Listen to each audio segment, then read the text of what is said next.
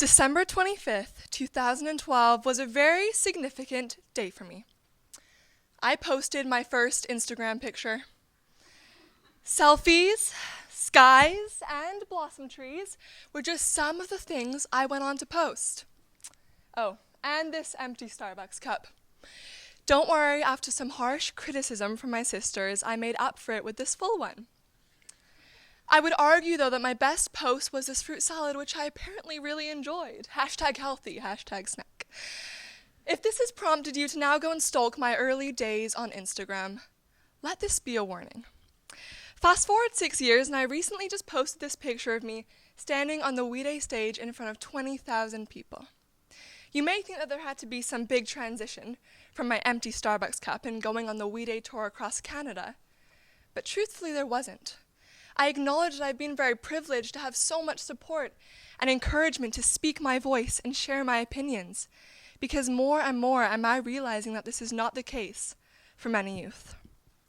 So over the years, I've been very active with social justice, volunteering, and activism, but had never really thought of the importance of considering other youth's voices until quite recently.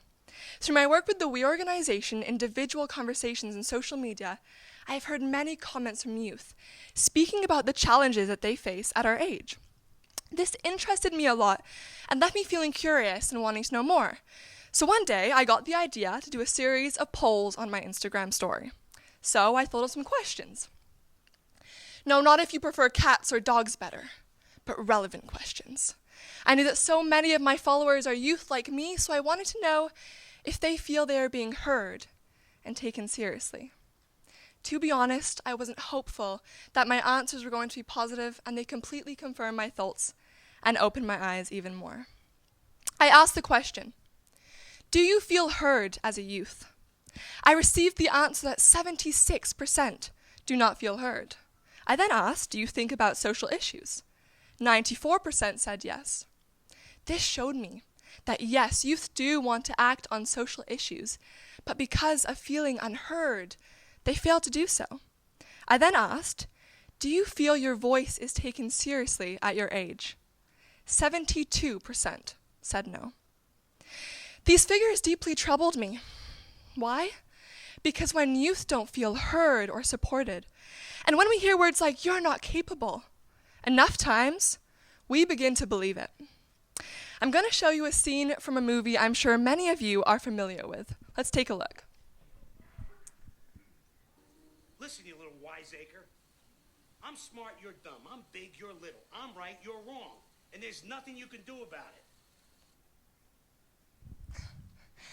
You may not have experienced someone quite as dramatic as Matilda's dad, but I think we've all given that look of bewilderment at some time or another to someone that's close to us. It's a cycle that needs to be broken, because what the world needs right now is young voices like you and I that are fierce and unafraid to be stepping up and speaking for our future. So I continue to see more information from my Instagram poll. Although there are many young people striving to create change, there are also many youth who don't speak up. Not because we don't care, but many of us stay silent because we don't feel we can raise our voice. If you've constantly been surrounded by adults telling you that you are powerless, it's pretty hard not to feel that way. But I want to share with you that you have your own unique opinions, ideas, thoughts, and questions, and that there is not one other person alive with your unique perspective, and the world needs to hear your voice, because your words hold power. For instance, the conversation you had with your friend the other day about that issue you care about, it held power. Or the post you shared on Instagram letting people know that you're there for them, it held power. Or the time you put your hand up in class and shared your thoughts, that held power too. Our everyday actions of sharing our voice can be incredibly impactful. Why? Because maybe if you hadn't have talked with your friend about that issue you care about, maybe they may have not passed that on to their parents, which in turn changed their opinion on it. Or maybe if you hadn't have posted that picture on Instagram telling people that you are there for them, maybe that person in your class that read it may have felt alone and suffered in silence that night. Or maybe if you hadn't have put your hand up in class and shared your thoughts, maybe the girl sitting a couple of rows back saw in you the courage she needed to raise hers. Your voice has a ripple effect that can create movement after movement without you even realizing it. So how can we start using our voice to implement change? Well, when you realize the power in your voice, the way forward will start becoming a lot easier. People around you will start taking you more seriously, and instead of seeing your age, they'll see your authenticity, your self-confidence, your self-esteem, and courage, which in turn will reflect upon them. You'll begin to see that many things in your daily life can be an agent for change. There are so many simple ways you can use your everyday resources to make your voice heard.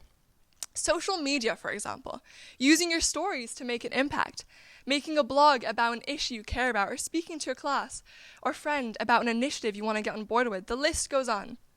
Seeing everything around you as an agent for change is a whole new way of viewing things. Another vital way to use your voice to implement change is to show your peers the power in their voice. I had an experience that really opened my eyes to how the simplest words you say to your peers can be used as a tool of empowerment. This happened when I attended a social entrepreneur conference as a mentor. And I noticed a quiet girl sitting by herself, busy writing things down. So I went and sat next to her. She was confused on what social enterprise she could create. So I asked her, "What are you passionate about?" She expressed to me that she loves art, but was stuck on thinking of ways that she could make a difference. We discussed that using her art for social change was a perfect way to make a difference. Her eyes lit up. Later that day, she chose to speak in front of the whole conference and presented her business idea.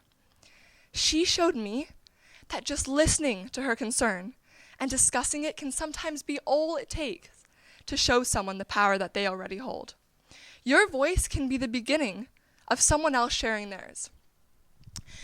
Sometimes, though, it can feel hard just to build ourselves up when faced with apparent ageism coming from the very places that we expect support. Remember, you are not lesser or more important than anyone else. Have you heard of speaking truth to power?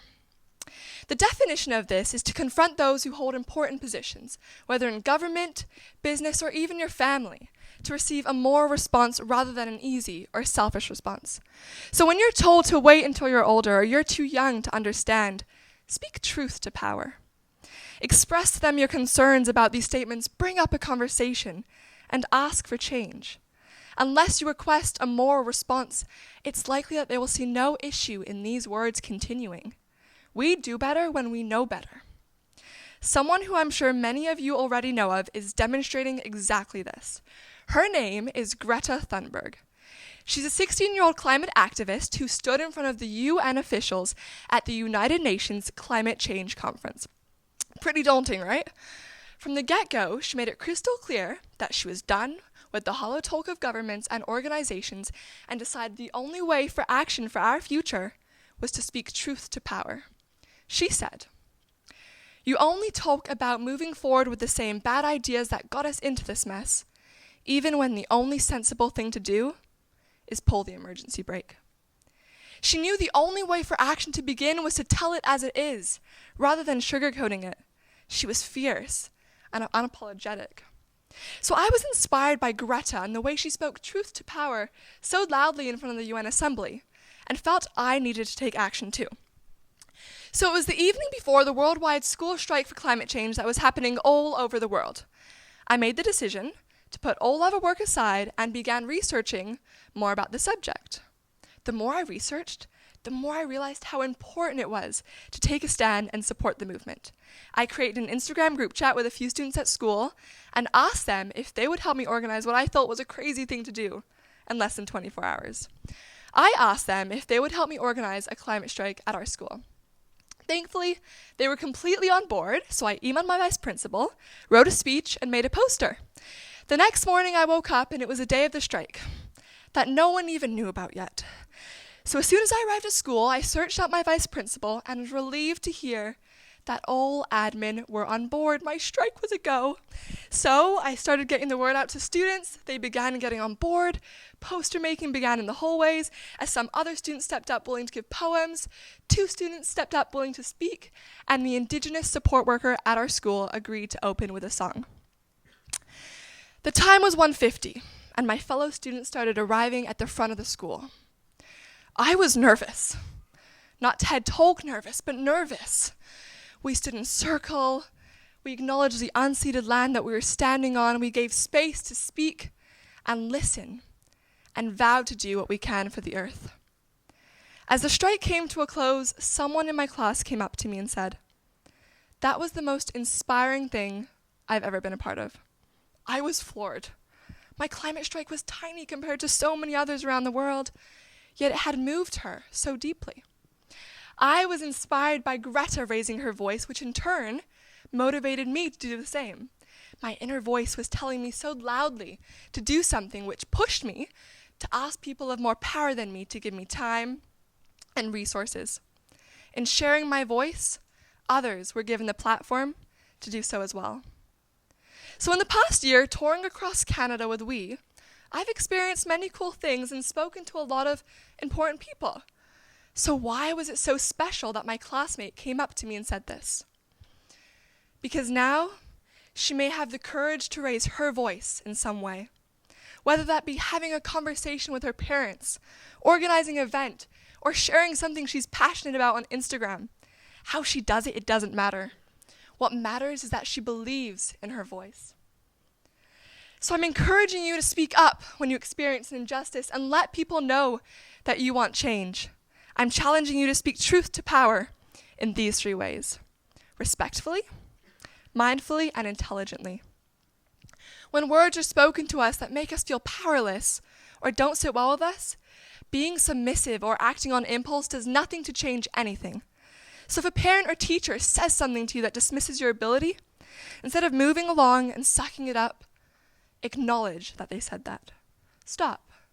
Don't move on. Remember, if you keep hearing it, you'll start believing it. And it also does nothing for the good of the person that said it either.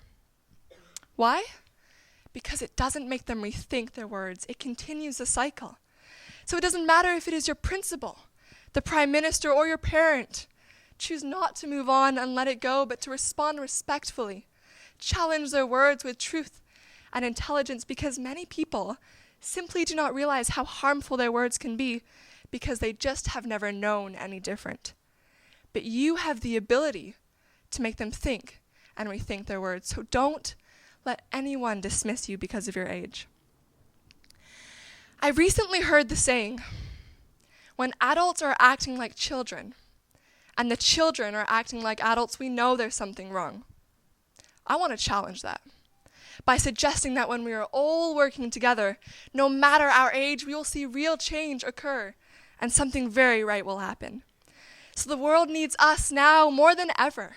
So we need to raise our voices to support something we care about. And I have a feeling people will start to listen to what we have to say. Thank you.